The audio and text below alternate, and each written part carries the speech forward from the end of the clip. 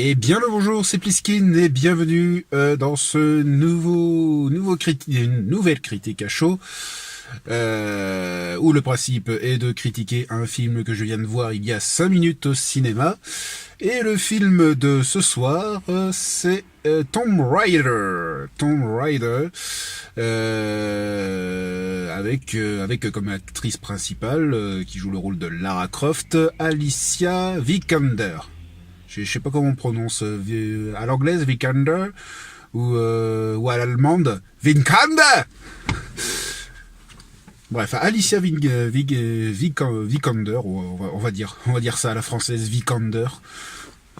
Donc voilà, un nouveau film Tomb Raider après les Tomb Raider avec Angelina Jolie. Et donc c'est un donc oui, c'est un reboot en version film, mais qui reprend un peu l'histoire l'histoire du reboot du jeu vidéo Tomb Raider. Mais il y a beaucoup de différences de scénario, je vous dirai ça tout à l'heure. Avant, je vais faire un petit résumé, en espérant que je fasse pas un résumé vachement long comme la dernière fois. On va essayer d'être plus concis.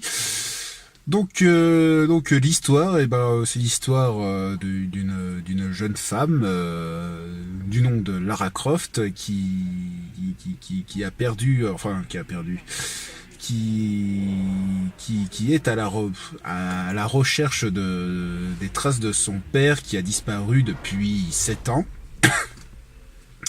Et tout le monde le croit mort, à part elle. Et à un moment, elle va tomber sur des documents où son père était à la recherche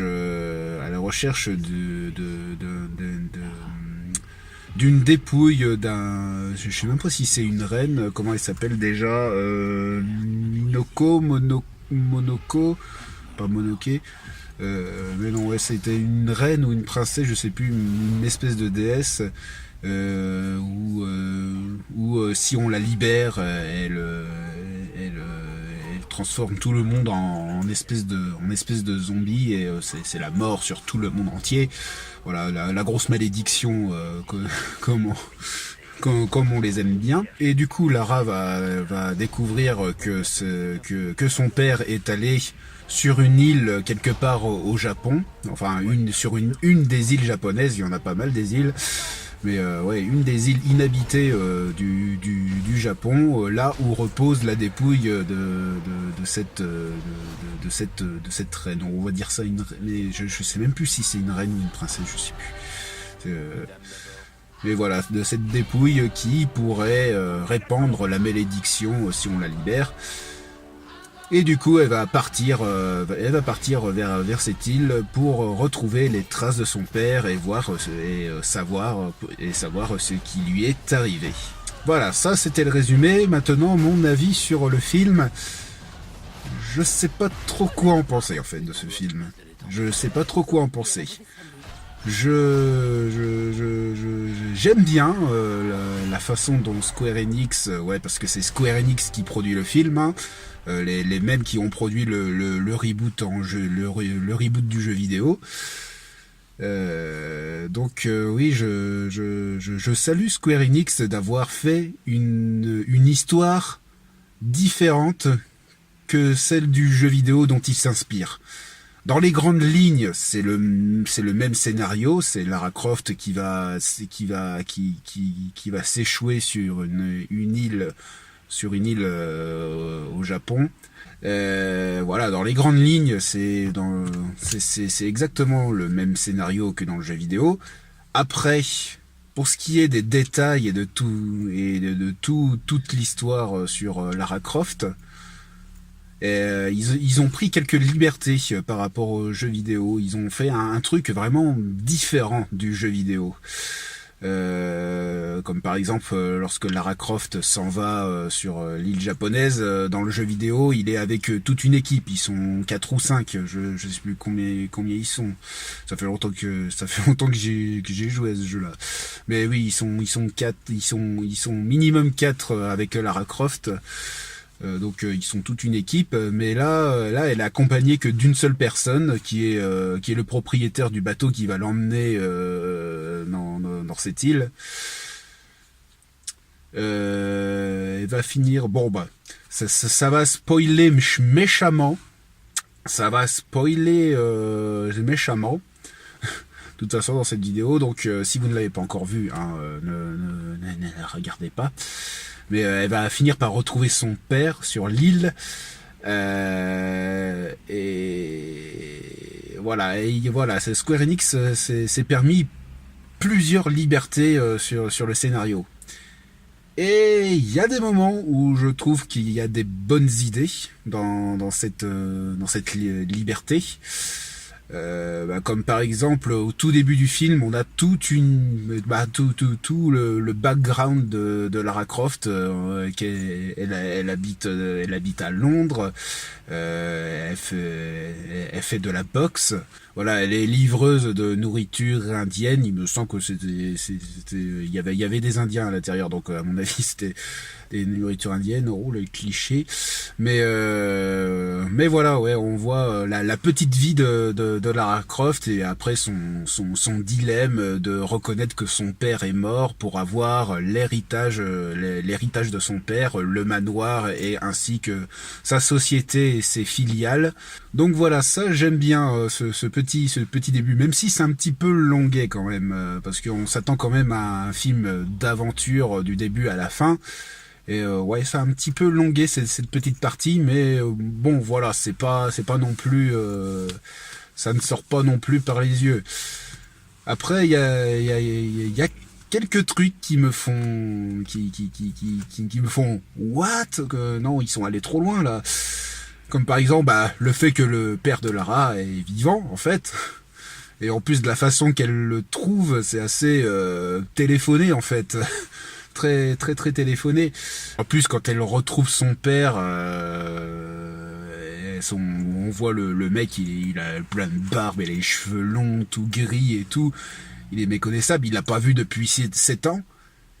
Mais quand elle le voit, il se passe 2-3 secondes enfin peut-être pas 2-3 secondes, ouais, mais une dizaine de secondes sans qu'ils se parlent. Et là, elle fait « Papa ?» Il dit « Mais oh, doucement, c'est peut-être pas ton père, hein, c'est peut-être un autre mec complètement random qui s'est échoué sur l'île. » Voilà, là j'ai fait « What ?»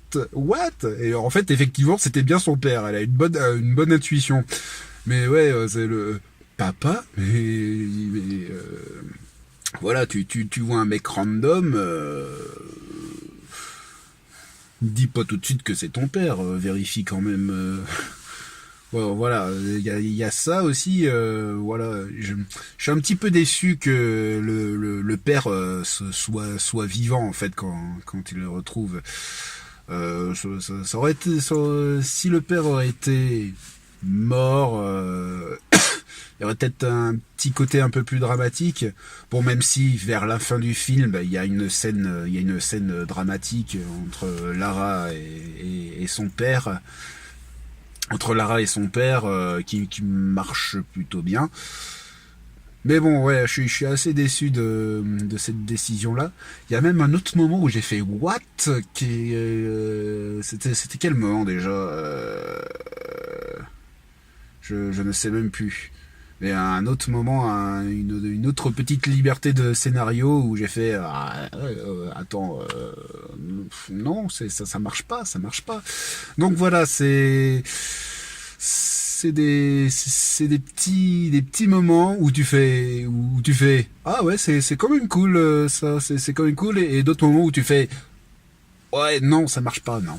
Donc voilà, c'est sur Tomb Raider, je suis mi-figue, mi-raisin. Un point fort quand même, c'est c'est les scènes d'action et plus particulièrement les scènes de combat lorsque Lara, à un moment, t'as un duel entre le méchant, le méchant. Et bah là, on le voit bien qu'il est méchant hein, dans cela, dans celui-là, c'est le méchant, le méchant typique quoi. Donc ce duel entre le méchant et Lara. Et donc ouais cette scène là est très punchy, très actif, très bien chorégraphié. Ça m'a plutôt bien plu. Et puis en plus, le film montre que Lara n'est pas une femme surhumaine. C'est ce que le jeu n'a pas trop n'a pas trop fait de ce point de vue-là. Comme par exemple dans le jeu lorsqu'on fabrique notre arc et ben tout de suite on sait tout de suite tirer à l'arc et tout sans aucune raison. Pareil pour les armes à feu et tout ça. Alors que dans ce film-là, on voit les raisons pour lesquelles où Lara sait se battre, par exemple, parce qu'elle fait de la boxe. Elle fait de la boxe anglaise ou de la boxe thaï, je sais, où on utilise les poings et les pieds. La boxe anglaise, on n'utilise que les poings. C'est la boxe c'est la boxe le plus populaire qu'on connaît. Je crois que c'est la boxe thaï, mais je m'y connais pas trop. Mais voilà, elle fait de la boxe, ce qui justifie qu'elle sait se battre à main nue. Oui, en corps à corps. Pareil pour le tir à l'arc, c'est qu'elle a fait du tir à l'arc pendant sa jeunesse, pendant son adolescence. Bon, il y a juste une seule scène où on la voit tirer sur une pomme telle que Guillaume Tell. Mais voilà, il y a quand même des petites justifications pour pas montrer que Lara est une femme surhumaine qui apprend tout d'une seconde à l'autre. Et en plus, je parlais tout à l'heure du combat du combat contre le méchant en corps à corps. Enfin, une héroïne qui a la présence d'esprit de taper, de viser le point sensible des hommes. Si vous voyez ce que je veux dire. Voilà, enfin une héroïne qui a ce présent d'esprit de BAM! Tiens, dans les joyeuses, dans les bijoux de famille. Et ça m'a fait marrer. Ça m'a fait, j'ai fait, enfin une héroïne intelligente quand elle se bat contre un homme, viser le point faible, bien sûr. Et aussi un autre truc que ça m'a pas trop plu, c'est que tout tourne autour de Lara et de son père. Le méchant, bon, il a une plus grosse importance vers la fin du film. Mais après le reste, la personne qui accompagne Lara lorsqu'ils font leur voyage sur le bateau pour aller sur l'île, puis après après le naufrage, ils se revoient parmi la Trinité, parmi le petit groupuscule qui cherche absolument l'artefact du temple. Voilà, c'est cette personne-là qui devait être l'accompagnateur de Lara, celui qui doit l'aider, et qui deviendra son ami. Il a pas une énorme importance. C'est vraiment un personnage très très très secondaire. Il aide plusieurs fois Lara la première fois c'est pour s'échapper du groupe pour qu'elle s'enfuit, pour qu'elle s'isole. Et puis la deuxième fois c'est lorsque les travailleurs qui travaillent à l'insu de leur plein gré pour la Trinité se rebellent pour prendre le dessus. Voilà, et puis à part ça, il sert pas à grand chose quoi. Mais bon voilà, c'est un film voilà, c'est un film comme dirait le fossoyeur de film, un film ça veut dire c'est un film bien, mais aussi un film où ça marche pas. Voilà, et le truc c'est que Square Enix a l'air de prévoir des suites, parce que ça se finit sur un putain de gros cliffhanger qui dure 5 minutes. sur un gros cliffhanger. Donc il y aura sans doute des suites à ces films. J'espère qu'ils amélioreront la qualité de ce film parce que là, pour le moment, j'ai le cul entre deux chaises. Ouais, voilà, c'est une bonne production. Voilà, le point fort majeur de ce film, c'est que Square Enix a essayé de faire un tout autre scénario avec d'autres personnages, avec une Lara un peu différente de celle qu'on a sur le jeu vidéo de Square Enix. Et y a des moments où ça marche. Il y a des moments où ça marche.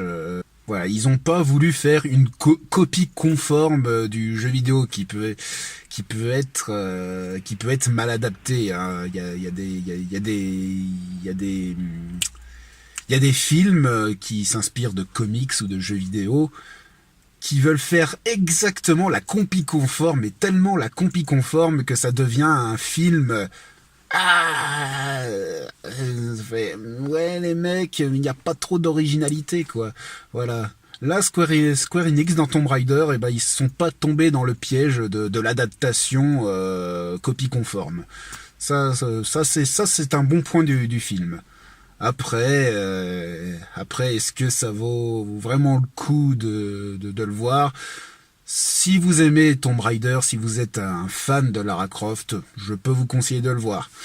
Après, si vous n'en avez rien à battre des jeux Tomb Raider, et puis même des anciens jeux Tomb Raider, ça vous intéressera peut-être pas. Ça vous intéressera peut-être pas. Donc voilà. Et tiens d'ailleurs, pendant que j'y pense, avant que le film Tomb Raider commence, j'ai vu le trailer de Ready Player One. Et vraiment j'avais vu un autre trailer avant où vraiment l'argument de vente c'était réalisé par Steven Spielberg. C'était seulement ça l'argument de vente dans ce trailer là. Et je m'étais dit putain, ça va être un pétard mouillé ce film Ready Player One en fait, parce que le seul argument de vente de ce trailer, c'est réalisé par Steven Spielberg, Steven putain de Spielberg. Et là tu fais oh mais calmos. Et même au cas où personne ne sait. Au cas où quelqu'un ne sait pas qui c'est Steven Spielberg, ils mettent par le réalisateur de Jurassic Park, Indiana Jones, E.T., Rencontre du quatrième type. Non, c'est pas vraiment ce titre-là. Si, je sais plus. Mais voilà, mais non, mais c'est bon, on sait qui c'est Steven Spielberg. Non, mais arrêtez de vendre ça, que c'est réalisé par Steven Spielberg. Ça veut pas dire que ça va être un super film. Hein. Il peut faire des fours, même s'il a fait énormément de bons films, il peut se planter. Alors et puis du coup j'ai vu le vrai trailer. Hein, le trailer que j'avais vu, c'est les trailers qu'on voit sur les vidéos YouTube dans les pubs ou d'autres choses comme ça. Là j'ai vu le vrai trailer cinéma. Vraiment, je suis vraiment curieux de ce que ça va donner. C'est le film. Voilà, ouais. L'argument de vente, c'est que c'est le film qui fait beaucoup de références aux années 80. Il y a carrément la musique. Je connais pas du tout le titre, mais c'est vraiment la musique populaire des années 80 avec avec synthétiseur et tout ça. Et voilà, et puis on voit la DeLorean dans Retour vers le futur, on voit plein de références, il y a même des références geeks. J'ai cru voir Tracer de Overwatch, j'ai fait what? Mais qu'est-ce qu'elle fout là? Mais ça a duré que 2-3 secondes. Non, même pas une seconde. C'était un flash. J'ai juste vu Tracer de Overwatch. J'ai fait what? Elle va être vraiment dans le film. Et voilà. Voilà, je suis curieux de voir ce que de voir ce que ça va être. Et je sens que ça va être un pétard mouillé. Mais voilà, peut-être que je vais me tromper et que ça va être un putain de bon film. On va voir. Et puis je ferai une critique à chaud après avoir vu Ready Player One, mais j'ai hâte de le voir. Donc voilà, c'est la fin de cette vidéo là. Donc l'annonce habituelle. N'oubliez pas de commenter, de mettre un petit pouce bleu, de partager la vidéo. Et surtout, abonnez-vous à la chaîne hein, si ces vidéos vous intéressent. Moi, sur ce, je vous dis ciao, à la prochaine.